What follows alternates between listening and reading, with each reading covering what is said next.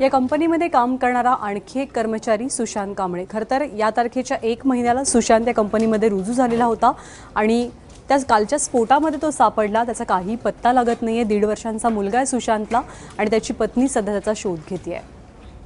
गुरुवारी दुपारी 12 वाजल्यापासून या पोरीच्या डोळ्यात आसू आहेत आणि हातात सुशांतचा फोटो आहे। आपला पती नक्की सापडेल अशी आशा ती बाळगून आहे। 2.5 वर्षापूर्वी या दोघांचा संसार सुरू झाला, पण तितक्यात डोंबिवलीच्या स्फोटाची झळ त्यांना बसली। 6 वाजता बरोबर बाहेर पडला आणि 11:30 वाजता असं आम्हाला कळलं न्यूजवर आलंय म्हणून। त्यांच्या मित्रांनी फोन केला, वहिनी न्यूजवर दाखवतायत असं असं झालंय म्हणून। सुशांत कुठे म्हटलं ते कामावर आहे आणि फोन पण घरातच ठेवून गेले ते काल।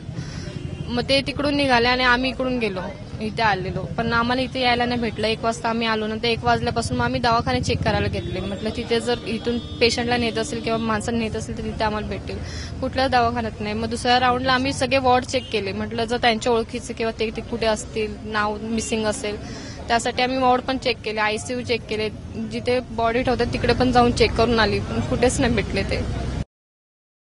सुशांत कांबळे महिनाभरापूर्वीच प्रोबेस कंपनीत कामाला लागला होता। आधीच्या कंपनीतल्या पगारानं भागत नव्हतं। संसाराला आधार देण्यासाठी तो जास्त पगाराच्या प्रोबेसमध्ये जॉईन झाला। कलरटेक मध्ये होते कामाला, इथेच आहे कलरटेक म्हणून कंपनी।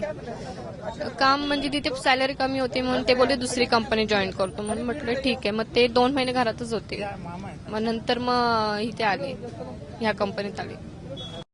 मोबाईल घरी विसरून गेलेला सुशांतचा पत्ता लागत नसल्यानं तिच्या चिंतेत आणखी भर पडली आहे।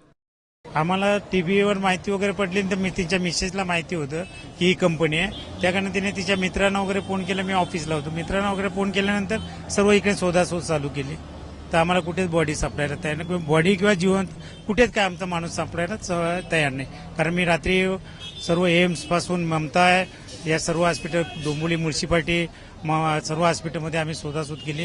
तर मानपाडा पोलीस स्टेशनला आम्हाला सांगायला लागले की तुम्ही हे लिस्ट बघा, लिस्टामध्ये नाव येईल, त्या टायमाला बघा आहे काय नाव बघा ते। तर कांबळे या नावाचा एक व्यक्ती कोणच सापडत नव्हते।